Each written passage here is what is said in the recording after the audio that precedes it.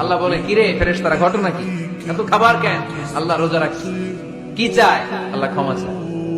তো খায় না যে তৃষ্ণার, তো আল্লাহ আপনার ভয়। আমার দেখছে না, আল্লাহ আপনারা দেখে নাই। জান্নাত দেখে নাই, আমার জাহান্নাম দেখেছে আল্লাহ কিন্তু জানে। তারপরে ফেরেশতাদের মুখ থেকে বের করা হবে। সুবহানাল্লাহ পড়েন। আমার জাহান্নাম দেখেছি কিনা বলো। ফেরেশতারা বলে, না জাহান্নাম দেখে নাই। আমার জান্নাত দেখেছে কিনা বলো। জান্নাতও দেখে নাই, কিছুই দেখে নাই, আপনারও দেখে নাই। আল্লাহ আবার খুশি হয়ে যাবে। আমার খুশির জন্য আমার ভয়ে তৃষ্ণার্ত ক্ষুধার্ত সামনে খাবার হাত বাড়ালেই খেতে পারে, গ্লাসটা তুললেই পান করতে পারে, আমার ভয়ে খায় না, আমার ক্ষমা চায়। মনের থেকে যদি আপনি সৎ হন, আল্লাহর কাছে আপনি সৎ হন, সারা দুনিয়া মিলে আপনার কোনো ক্ষতি করতে পারবে না। আর আপনি যদি অসৎ হন, মনের মধ্যে অসততা থাকে, দুনিয়ার মানুষ বাহবা দিলেও একদিন ধরা খাবেন। তোমার সাথে রোজা অবস্থায় কেউ যদি ঝগড়া করে, তোমারে যদি মন্দ কিছু বলে, গালি দেয়, তুমি বলে দিও, ভাইয়া আমি রোজাদার। রোজাদার গালি দেয় না, রোজাদার ঝগড়া করে না, ভাইয়া রোজাদার নাফরমানি করে না। ফালিয়াকুল ইন্নী ইমরুউন সাইম। নবীজি বলেন, বলে দিও তুমি, ভাইয়া আপনি আমার আরো অনেক কিছু বলতে পারেন, আমি রোজাদার, আমি রোজাদার। রোজাদার গালি দেয় না।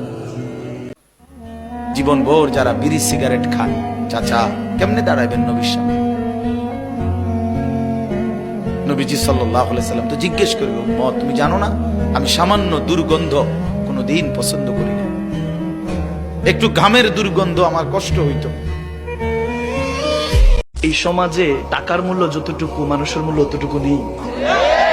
আর ওই সমাজ থেকে আপনি কি আশা করেন? কিচ্ছু দিবে না, সব ফ্রড। আপনাকে ধোকা দিয়ে বোকা বানানোর জন্য বসে আছে। সবাই নজর আপনার ওই পকেটে, পকেটের দিকে। যার যত তীক্ষ্ণ নজর, তত তীক্ষ্ণ ভাবে আপনার পকেটের দিকে তাকিয়ে আছে। যে ব্যক্তি রমজান মাসে রাতে দাঁড়িয়ে ঈমানের সাথে, ইখলাসের সাথে আল্লাহর কাছ থেকে সওয়াব পাওয়ার আশায় তারাবির নামাজ পড়বে, তার পূর্বের সমস্ত গুনাহ খাতা মাফ করে দেওয়া হবে। যদি কেউ তারাবির নামাজ না পড়তে পারে, তাহলে তার রোজা রাখলে রোজা হবে নাকি হবে না? কথা বলেন। তারাবি নামাজ যদি কেউ না পড়ে, তারাবির সালাত যদি কেউ না পড়ে, তার সিয়াম বা রোজা হবে? হবে। আমাদের দেশে মানুষ মনে করে যে তারাবি না পড়লে কি হয় না, রোজা হয় না। আসলে তারাবির সাথে রোজার সম্পর্ক নেই। তারাবি পড়লে সব হবে, কিন্তু তারাবি কেউ না পড়লে যে তার রোজা হবে না, এমন কোনো কথা। আরেকটা হাদিস, আল্লাহ রাব্বুল আলামিন তার রাসূলকে বলছেন আমাদেরকে জানিয়ে দেওয়ার জন্য, যে ব্যক্তি রমজান মাসে ঈমানের সাথে সওয়াবের আশায় সবগুলো সওম রাখবে, সবগুলো রোজা রাখবে, আল্লাহ পাক তার বিগত জীবনের সমস্ত পাপ মাফ করে দিবেন। ফজরের নামাজে অভ্যস্ত হন। আল্লাহর কসম বন্ধু, ফজরের নামাজ যে পড়বে না, সে ইমাম মাহদিকে খুঁজে পাবে না, সে দাজ্জালের অন্তর্ভুক্ত হবে। এটা হাদিস। মাহদি পাবে না, দাজ্জালের অন্তর্ভুক্ত হবে। এই সমস্ত মাথার সেলুন কাটিং। মানুষের দুর্ব্যবহারে কষ্ট পাবেন না। যখন কাছের মানুষরা আপনাকে কষ্ট দিবে, এবং কাছের মানুষ কষ্ট আপনাকে দিবেই, কাছের মানুষটা আপনাকে বেশি কষ্ট দিবে জীবনে। যুবক বয়সের ইবাদতের এত মূল্য আল্লাহর কাছে, এত মূল্য, যে এই সময়টাতে মানুষ যা ইচ্ছা তাই করতে পারত।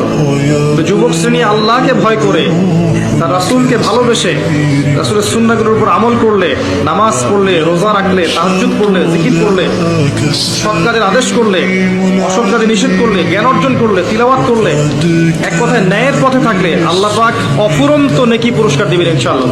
ভালোবাসা অনেক গুরুত্বপূর্ণ বিষয়, ঠিক আছে, কিন্তু ভালোবাসা শুধুমাত্র একমাত্র গুরুত্বপূর্ণ বিষয় নয়।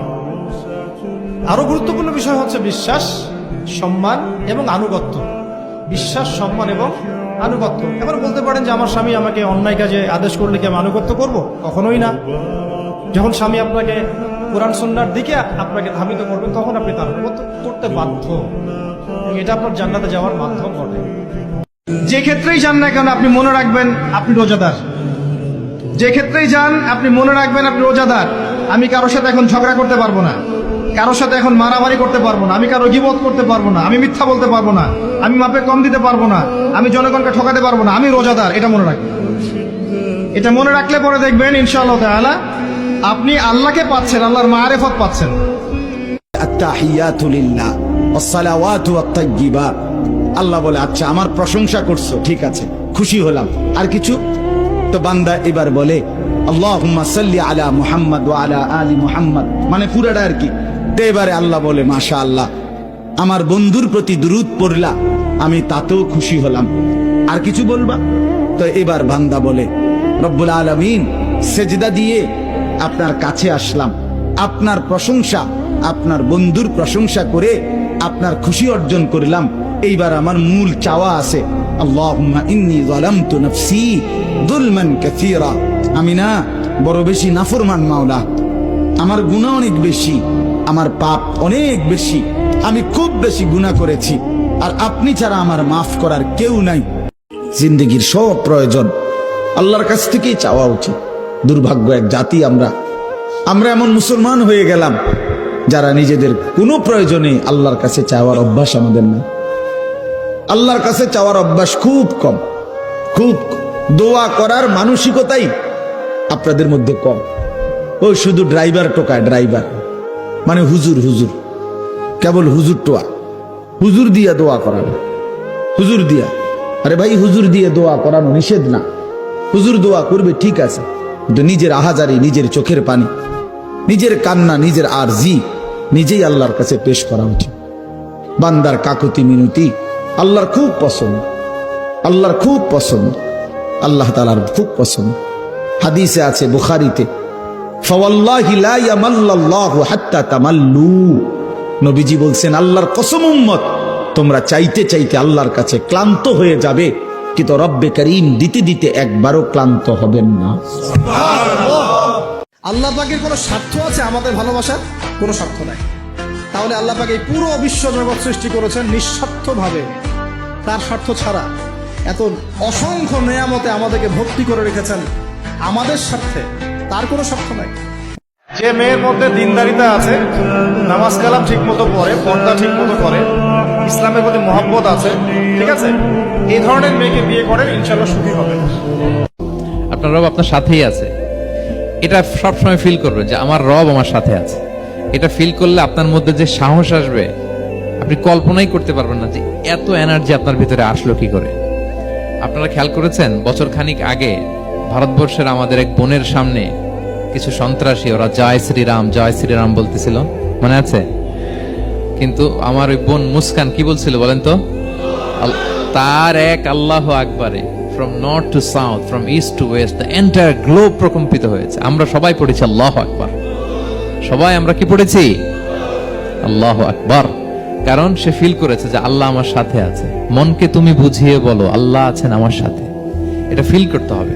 আল্লাহর হাবিব সাল্লাল্লাহু আলাইহি ওয়াসাল্লামকে আল্লাহ তাআলা এইটাই অ্যাসিউরেন্স দিলেন, কনফার্মেশন দিলেন যে মা ওয়াদ্দাআকা রাব্বুকা ওয়া মা ক্বালা, আপনার রব আপনাকে ভুলে যায় নাই, আপনার রব আপনার প্রতি অসন্তুষ্ট হয় নাই। আমি ইচ্ছা করে ওহিটা বন্ধ রেখেছি যাতে আপনার আরাম হয়। মনে অহংকার রাখলে নূর আসবে না, মনে হিংসা বিদ্বেষ রাখলে নূর আসবে না, সারাদিন গীবত তহমত সমালোচনা গালিগালাজ করে নূর আসবে না, হারাম খেলে নূর আসবে না। এক কথায় তাসকিয়া বা আত্মশুদ্ধি অর্জন না করতে পারলে নূর আসবে না। আর আল্লাহ নূরওয়ালা মানুষ। বান্দা যখন মুখ দিয়ে বলে হাসবুনাল্লাহ, আমার আল্লাহ আমার জন্য যথেষ্ট, এই বলে যখন নিজেকে সঁপে দেয়, তার কি লাগবে ওই দায়িত্ব স্বয়ং নিয়ে নেয় কে?